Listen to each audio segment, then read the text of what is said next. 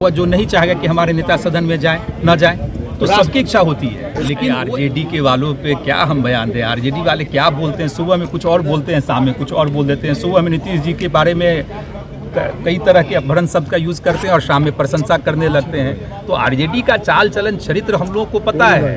पता नहीं सुबह में कुछ, शाम में कुछ, तो तरह तरह के बयान देते रहते हैं।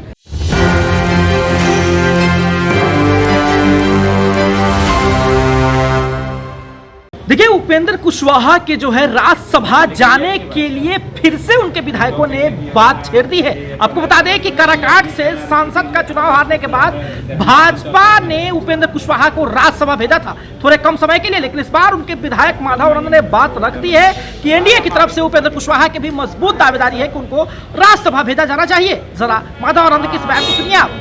आश्वानित है, लेकिन दावेदारी एक अलग चीज है। एनडीए में कोई दावेदारी चीज नहीं होती है। एनडीए के शीर्ष नेतृत्व गठबंधन के हित को ध्यान में रखते हुए जो भी निर्णय लेंगे उसमें हम सब लोग, आप लोग चाहते हैं उपेंद्र जी जाएं? हम तो कहें कि डिजर्व करते हैं, क्यों नहीं चाहेंगे।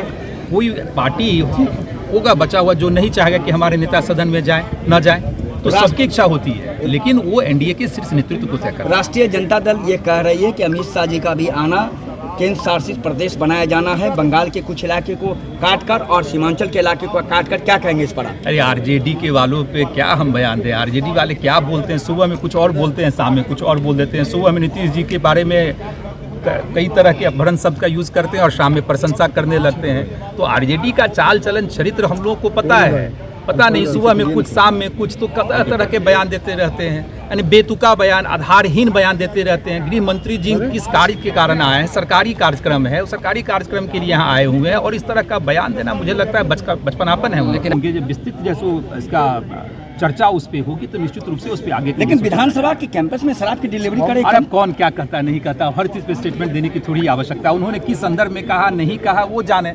अगर है तो शराबबंदी पूरी तरीके से विफल है। आप ये मानते हैं कि पूरी तरीके से, आप ये मानते हैं कि आराम से मंगवाया जा सकता है शराब? आप ये मानते हैं कि शराब आराम से उपलब्ध हो सकता है कहीं भी? देखिए, मैंने तो पहले समीक्षा की बात कही। अब कौन क्या दावा कर रहे हैं, नहीं दावा कर रहे हैं, उस दावे पे थोड़ी जाना है।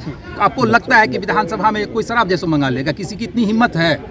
बेतुका बात करते हैं, मीडिया में बने रहने के लिए कुछ भी बयान दे दिया, मीडिया ने उसको बयान को उठा लिया। अरे भैया, कोई भी गंभीरता होती है। आप सदन के जैसे हिस्सा हैं, सदन के हिस्सा जो व्यक्ति होता है उसमें गंभीरता दिखनी चाहिए। आप गंभीरता से अपनी बातों को नहीं रखेंगे, जस्ट मीडिया में बने रहने के लिए कुछ से अलबल बोल दें। इसलिए कहते हैं ना, शिक्षा की कमी है, थोड़ा पढ़ लिख के आवे वो लोग। आराम से मिलता है या नहीं मिलता है, सो बताइए। आराम से मिलता है या नहीं मिलता? मैंने क्या कहा कि कौन क्या कहता है, नहीं कहता, उसको हमको नहीं मानता, नहीं जाना है। मैंने जो जितनी बातें शराबबंदी के बारे में मुझे कहनी थी, मैंने सदन के माध्यम से, आप लोग के माध्यम से कह। ये विधायक हैं आरएलएम के और साथ ही में नेता भी हैं आरएलएम की तरफ से।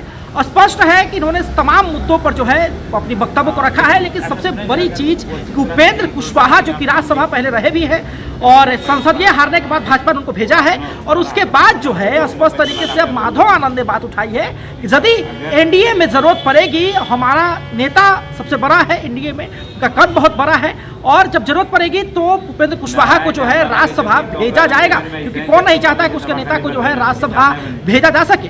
स्पष्ट तरीके से कहीं ना कहीं उपेंद्र कुशवाहा के जो है राज्यसभा जाने को लेकर के उनके विधायक ने मांग रख दी है। अब देखना बड़ा दिलचस्प होगा कि भेजा जाता है या नहीं। देखते रहे सब न्यूज़ के 24 सहयोगी न्यूज़ के साथ साहिल कुमार की रिपोर्ट, बिहार विधानसभा। धन्यवाद।